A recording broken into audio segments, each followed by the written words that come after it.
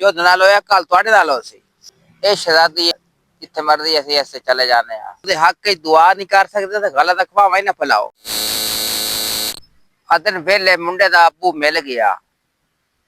ਮੈਂ ਵੀ social media ते खबर वेख रही है बड़े बड़े बड़े न्यूज वाले दस रहे हैं वेले मुंडे दा अबू मिल गया। इतने बड़े न्यूज वाले भी जेडे ना वो भी झूठ बोलते हैं। 4 दिन हो गए अभी तक मिलया नहीं। जो मिले तुसी वेले मुंडे की वीडियो ते सर्च कर लेना, वो वीडियो जरूर ली सी अपने वालिद दी। मैंने भी पहले बड़ी खुशी हुई, मैं क्या जेड़ा अल्लाह पाक ने करम किया मिल गया।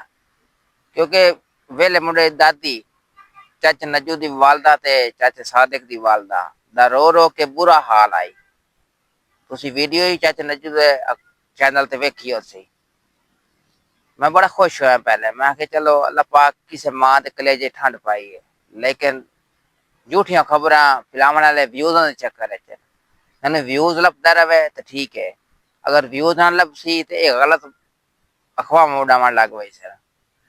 ते मैं अज निकलिया प्लाट वाले पासे ते मैं आख्या अज दा व्लॉग छोटा जिहा इस स्टोरी ते बना दईए। मैं आख्या जेड़ा ना झूठी अफवाहां बहुत फैला रहे हैं, हो सकता उन्होंने शर्म आ जाए तो झूठी अफवाहां ना फैलावन। या झूठियां अफवाहां फैलावन तुहानू की लभदा? व्यूज़ तो इलावा कोई लभदा? व्यूज़ तुसीं लैणे ते तुसीं उन्हां दा नाम लैके व्यूज़ लै लो। तुसीं उन्हां दे वालिद साहब मिल गया, उन्हां वास्ते दुआ नहीं करते, उन्हां वास्ते दुआ करो अल्लाह पाक उन्हें खैर खरेते रखे, जिथे अमन अमान नाल जल्दी उन्हें अल्लाह पाक लभणे च करम करे। अल्लाह पाक गलत अफवाहां ना फैलाओ। ओदे हक च दुआ नहीं कर सकते तो गलत अफवाहां ही ना फैलाओ। अल्लाह पाक दी लाठी बड़ी बेआवाज होंदी है, जो चाहे कर सकदा। अज ओहदे नाल होया कल तुहाडे नाल हो।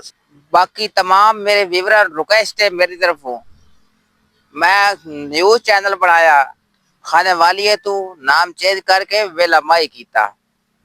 हुण वेले माई ते तुसी जाके यार सपोर्ट करनी है, सब्सक्राइब करना है, अच्छी तो अच्छी वीडियो बना के थोड़ा शेयर की करसा इंशाल्लाह। व्लॉग भी बनाया करसा है बगार पिंडर है ओदे नाल तुहाडी मुलाकात ही जल्दी करवानी है इंशाल्लाह। बाकी जेडे यूट्यूबर है चाचे नज्जू और उन्हां नाल भी मुलाकात करनी है। बस थोड़े जे हालात ठीक होंदे ना उस बाद उन्हां नाल मुलाकात करने उन्हां दा वालिद साहब इतने तक मिल जांदा, फिर उन्हां नाल मुलाकात भी करांगे। बाकी कमाल मुफ्ता वीडियो ज्यादा शेयर करे सो।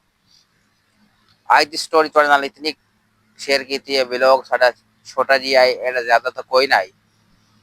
आई थी अल्लाह हाफिज। जा रहे हैं विवर वापस। ओ सामने हमारी बैग खड़ी है। ये शरादी है, जिथे मर्जी ऐसे ऐसे चले जाने हैं।